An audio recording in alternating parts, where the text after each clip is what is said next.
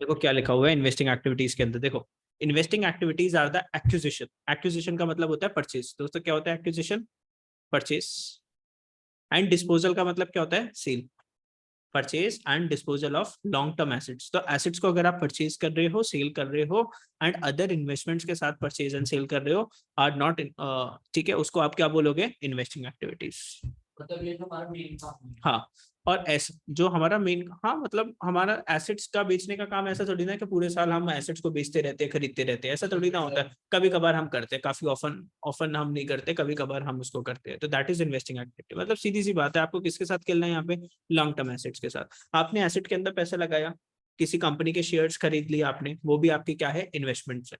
अब उस शेयर से भी आपके पास क्या आ रहे हैं? पैसे आ रहे हैं, तो वो भी आपकी क्या है? Investing activity. डिविडेंड आपको जो मिल रहा है वो भी क्या है? आप लोगों की इन्वेस्टिंग एक्टिविटी। मतलब कहीं पे पैसे लगा के आपने एक बिल्डिंग परचेज करी, उससे रेंटल इनकम आई, तो वो भी आपकी क्या है? इन्वेस्टिंग एक्टिविटी के अंदर इनफ्लो। ठीक है, वो आपका बिजनेस नहीं है। रेंटल इनकम मेरा बिजनेस नहीं है। ठीक है, नींद आ रही है। The activities include transactions involve purchase and sale of long-term assets which are not held for resale. बेटा not held for resale, खरीदी इसलिए नहीं है कि मैं उसको बेच दूं। Such as plant and machinery, land and building investments, etc.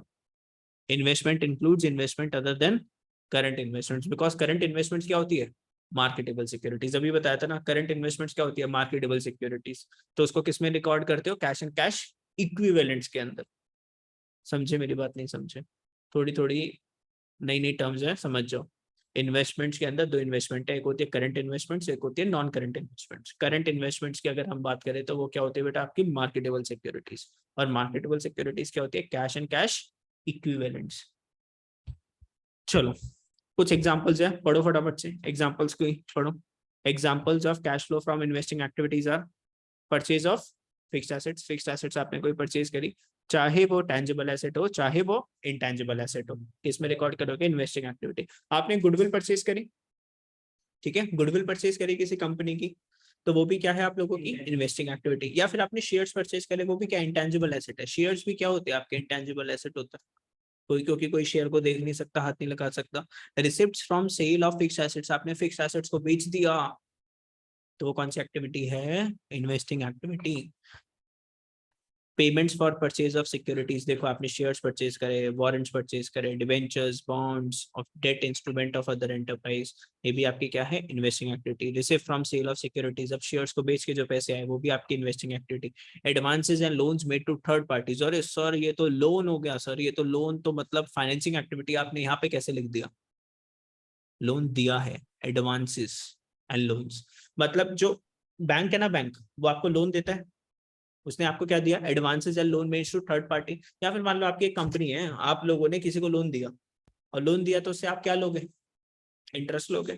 तो आपने किसी एक अपने फ्रेंड को लोन दिया, तो आप किस में रिकॉर्ड करोगे? इन्वेस्टिंग एक्टिविटी, क्योंकि वो एक तरीके से आपकी क्या है? एसेट। वो पैसा आपको क्या कमा के देने वाला है, तो किस में लिखोगे? इन्वेस्टिंग एक्टिविटी के लिए। लेकिन अगर बैंक ने किसी को लोन दे रखा है तो वो क्या है? ऑपरेटिंग। बैंक ने किसी को लोन दिया तो वो क्या है? ऑपरेटिंग एक्टिविटी, क्योंकि उसका तो बिजनेस ही है लोन देना। लेकिन नॉन फाइनेंशियल कंपनी ने लोन दिया तो इन्वेस्टिंग एक्टिविटी। और जिस कंपनी ने लोन लिया वो नॉन फाइनेंशियल कंपनी है, तो financing activity. Sir sir sir sir sir sir difficult हो रहा है सर। देखो ध्यान से, तुम लोग कौन हो? नॉन फाइनेंशियल कंपनी, है ना? तुम बैंक वैंक तो नहीं हो। तुमने लोन दिया किसी को, तो मान लो जैसे मान लो एक कंपनी को लोन दिया, वो भी क्या है? Non financial company. तो लोन देना और बदले में क्या लोगे उससे? आपने लोन दिया और आप उससे क्या लेने वाले हो? इंटरेस्ट। तो आपने लोन दिया तो क्या है आप लोगों के लिए? Investing activity. क्या है? इन्वेस्टिंग एक्टिविटी, बिकॉज आप इंटरेस्ट कमाओ। और इसने तो लोन लिया है ना, इसने लोन लिया है, तो इसकी जो लोन के जो पैसे वो कैपिटल में लगाने वाला हो, जो चीज कैपिटल के साथ के लिए, वो क्या है? Financing activity. ठीक है, समझे मेरी बात? चलो, रिसिप्ट्स फ्रॉम पैसे आए फ्रॉम रीपेमेंट ऑफ एडवांसेस, सामने वाले ने पैसे वापस कर दिए, मेरे पास पैसे आ गए, तो वो किस में रिकॉर्ड करोगे? इन्वेस्टिंग एक्टिविटी के अंदर। ठीक है, चलो अब इलस्ट्रेशन नंबर 4 की अगर हम बात करें, तो find out the following transactions which are investing activities. में से आपको आइडेंटिफाई करना है कि कौन सी इन्वेस्टिंग एक्टिविटी है, कौन कौन सी कंपनीज के लिए। पहले आप काम करोगे नॉन फाइनेंस कंपनीज के लिए, और फिर आप किसके लिए काम करोगे? फाइनेंस कंपनीज के लिए। बैंक्स की अगर हम बात करें, तो भाई दोनों के लिए सेम ही रहती है लगभग। Cash proceeds from sale of fixed assets, ये सारी क्या है, फिक्स्ड एसेट्स को अगर बेचा तो आपने इन्वेस्टिंग एक्टिविटी है कि नहीं, यस इन्वेस्टिंग एक्टिविटी है। पहले हम किसकी बात कर रहे हैं, नॉन फाइनेंस कंपनीज की। Cash paid for purchase of stock in trade, आपने स्टॉक परचेज करा तो क्या ये आपकी financing company finance investing activity होगी क्या? क्या परचेज करा है, स्टॉक इन ट्रेड। क्या stock in trade non current asset है क्या? करंट एसेट्स है। ये स्टॉक किस चीज के लिए यूज होता है, गुड्स गुड्स गुड्स, स्टॉक का मतलब क्या होता है, गुड्स, और गुड्स का मतलब कौन सी एक्टिविटी, ऑपरेटिंग एक्टिविटी। ध्यान से समझना, stock in trade sir asset तो होती है, लेकिन कौन सी एसेट होती है, करंट एसेट, जिसको खरीदा गया है किस चीज के लिए, रीसेल करने के लिए। ऊपर देखो सीधा सीधा मैंने यहाँ पे पढ़ाया था, which are not held for resale, वो चीजें क्या है आपकी इन्वेस्टिंग एक्टिविटी। लेकिन स्टॉक आपने परचेज करा होगा, क्यों, रीसेल करने के लिए, तो इसलिए वो क्या हो जाएगा आप लोगों का operating activity. Repayment of loan taken, आपने लोन लिया था वापस कर रहे हो, आपकी क्या है ये फाइनेंसिंग एक्टिविटी। डिबेंचर्स परचेज्ड, आपकी क्या है इन्वेस्टिंग एक्टिविटी। लोन एडवांस्ड, किसी को लोन दिया आपने, क्या है investing activity. Purchase of patents, patents purchase करे, पेटेंट क्या होते हैं आप लोगों के, इनटैंजिबल एसेट्स होते हैं। क्या होते हैं पेटेंट्स, इंटेंजिबल एसेट्स होते हैं। आपने कोई नई इनोवेशन करी तो उस नई इनोवेशन की वजह से आपको क्या मिलेगा, प्रॉफिट्स कमा पाओगे।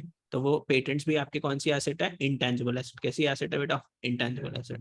तो इसको परचेज करा तो ये आपकी क्या है, इन्वेस्टिंग एक्टिविटी। समझे मेरी बात, नहीं समझे, चलो।